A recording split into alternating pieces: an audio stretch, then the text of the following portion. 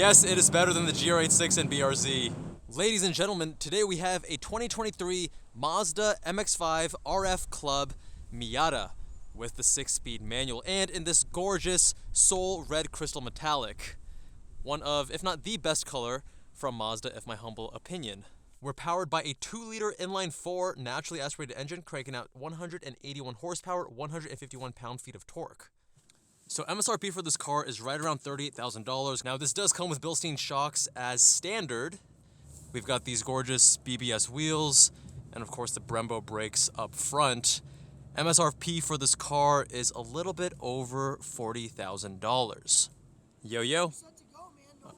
Thank you, man. So happy, so nice. We've got traction control off for maximum miles per gallon. My helmet is touching the roof.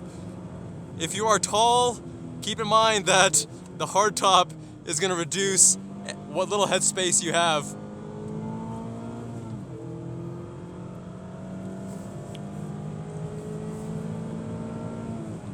Oh my god, I love the transmission in this car. It is so good. Yes, it is better than the GR86 and BRZ. It is more positive on engagement, more mechanical. Not quite S2000 levels good, but definitely a step in that direction. Quite a lot of body control, little roly-poly action, which I believe is very much intentional by Mazda because they want this car to feel a little bit more dynamic and playful on the streets. But when you do this on track, you definitely feel like it's really leaning a lot this way and that way. And that also slows down the responsiveness, right? There's a little bit of a lag as the suspension loads up in either direction.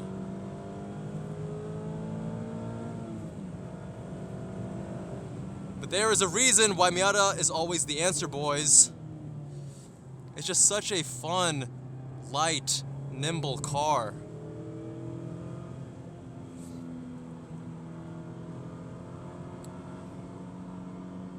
Still have a manual handbrake, something that is becoming rarer and rarer as the years go on.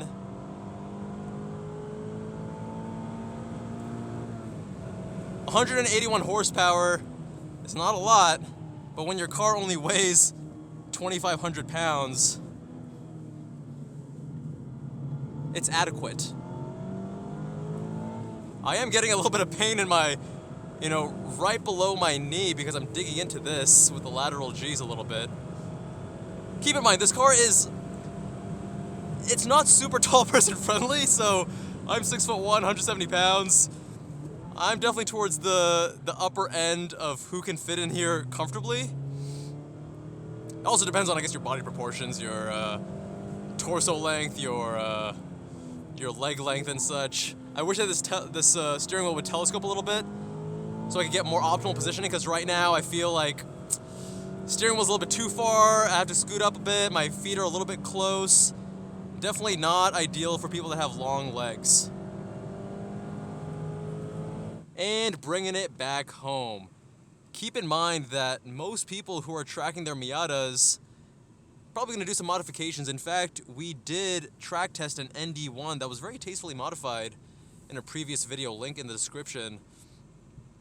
But in stock form, the car is still a lot of fun. It is, you can tell when you're driving it on track that it's not intended to be, at least in the stock form, pushed too hard on track with the softer suspension, a lot of body motion, and with just a few mods here and there, you can really dial this in to exactly what you want it to be. It's very much one of those blank canvas kind of cars. You have a very good starting point, a very good chassis, very good bones, and from there, you can tweak it to your heart's content.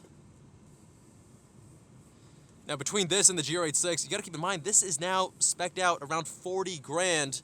Well, also one thing I should say is, with the hardtop, it is more expensive, and I think it looks a lot better, but you're reducing headroom, and if you're doing track work, you're not gonna get the hardtop. You're gonna get the soft top instead, and you're gonna put a roll bar in the back.